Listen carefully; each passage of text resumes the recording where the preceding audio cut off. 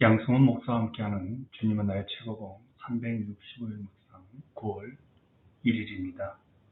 새롭게 시작하는 9월의 첫 번째 날 주제는 거룩이라는 목적입니다. 매우 무게감이 있죠. 오늘 주제 배경을 나누겠습니다. 베드로전서 1장 16절이죠. 내가 거룩하니 너희도 거룩할지어다. 챔버스는 매달 주제를 정하고 글을 써내려가고 있었습니다. 9월의 주제가 예수님과 동행하고 있습니까? 부제는 크고 작은 시험들 가운데 숨고 싶을 때 챔버스는 기도동맹 단체의 일원으로서 성경적 거룩운동을 그리스도인들에게 확산시키기 위해 노력을 합니다. 1월 10일 우리는 이미 거룩이라는 주제를 다루면서 이 문제를 다루어 보았죠. 우리는 하나님의 은혜로 죄사함뿐 아니라 거룩한 자 가운데 임하는 하나님의 큰 기업을 받았죠. 이 거룩은 우리들의 삶의 목표이고 또한 오직 하나님만이 우리에게 주실 수 있는 것이죠. 분명한 것은요, 그분이 주신 거룩을 우리 삶을 통해 드러내야 할 책임이 있다는 겁니다. 우리 삶의 목적은 행복이나 건강이 아니라 거룩이라는 것이죠. 이 부분을 꼭 기억했으면 합니다. 하나님의 목표가 무엇일까요? 우리 신자들의 목표는 무엇일까요? 우리의 목표와 하나님의 목표가 동일해야 한다는 것은 분명하죠. 챔버스가 그래서 권면합니다. 삶의 목적이 무엇인지 계속적으로 자신에게 말하십시오. 삶의 목표는 행복이나 건강이 아니라 거룩입니다. 하나님과 올바른 관계를 가질 때 우리는 하나님의 목표를 알게 됩니다. 챔버스의 말입니다. 그분의 한 가지 목표는 성도들을 많이 만드시는 것입니다. 하나님은 사람을 위한 영원한 축복 기계가 아닙니다. 여기 성도는 단순히 교회를 다니는 그런 사람들을 말하지 아니하고요. 거룩한 자들을 말합니다. 그러니까 하나님의 목표는 교인이 아니라 얼마나 많은 거룩한 자, 성도를 만드냐에 있다는 겁니다. 그런데 우리는 너무나 많은 옳고 선하고 고상한 개인적인 멋진 목표들을 가지고 있습니다. 그 목표에 대한 애착들이 우리의 삶을 낭비하게 하죠. 우리가 그런 목표들을 애착하고 있는 동안에 하나님께서는 우리의 그런 목표의 애착을 위축시키기 위해서 개입하십니다. 무너지기도 만들죠. 왜 그럴까요? 하나님께서 우리를 거룩하게 만드실 주님을 영접하게 하는 일이 더 중요하기 때문에 그렇습니다. 그러므로 하나님과의 관계가 올바르지 않다면 우리가 개인적으로 숭고하고 멋진 목표를 갖고 노력한다 할지라도 실패할 수밖에 없는 것이죠. 그러므로 어떤 희생을 치르더라도 우리는 하나님과 매일매일 바른 관계를 맺어야 합니다. 챔버스가 조금 전에 이런 표현을 했죠. 하나님은 축복 기계가 아니다. 재밌는 표현이죠.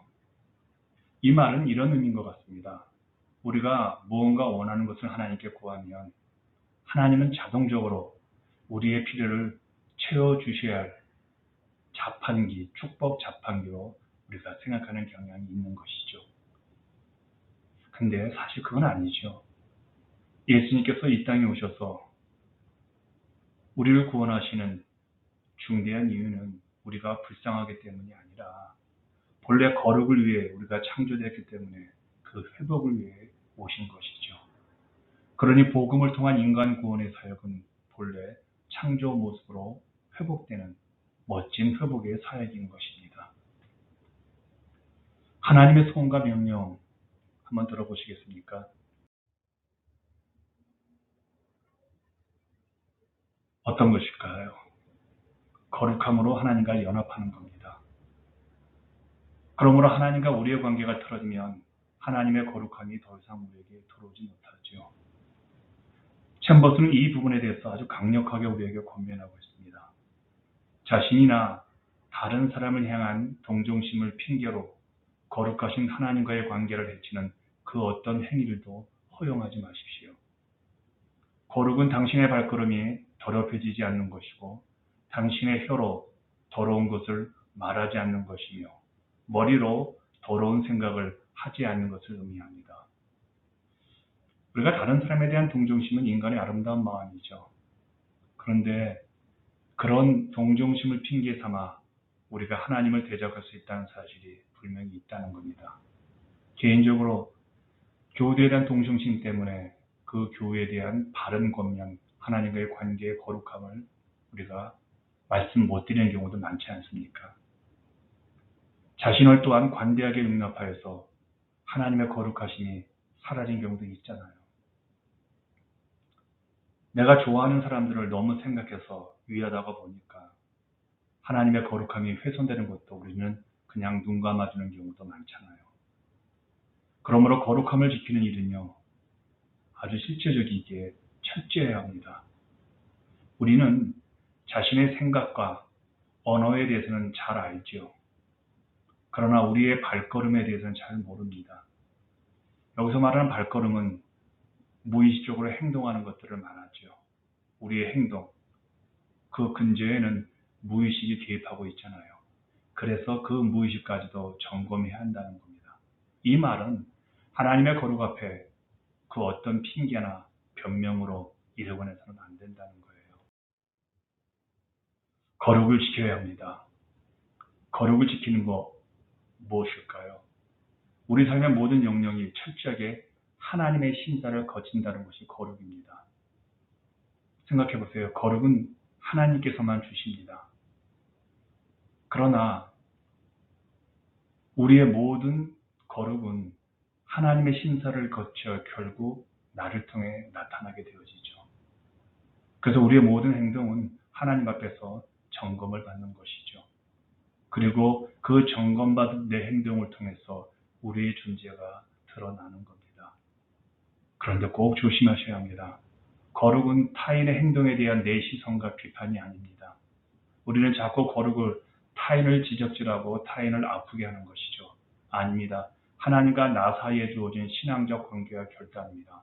거룩은 철저하게 나를 돌아보고 나를 지적하고 나를 만들어가는 하나님과의 관계고 내 인간적인 인격적인 스스로의 결단이라는 겁니다. 이제 당신이 고백하고 실천하기입니다. 하나님께서 거룩이라는 선물을 당신에게 주셨는데 당신의 생각과 말, 발걸음이 하나님의 심사를 통과할 수 있는 자신이 있습니까? 당신은 심사대 앞에 서 있는 사람처럼 말하고 행동해야 합니다. 당신은 하나님과 바른 관계인 거룩을 유지하기 위해서 무엇을 버려야 합니까? 거룩한 삶을 위해 본받지 말아야 할 것과 버려야 할 것을 오늘 리스트에 적고 한번 버려보세요. 당신의 신앙 고백 한번 오늘 실천해 보길 바랍니다. 하나님의 거룩을 삶에 실천하는 여러분들을 계속 응원하겠습니다.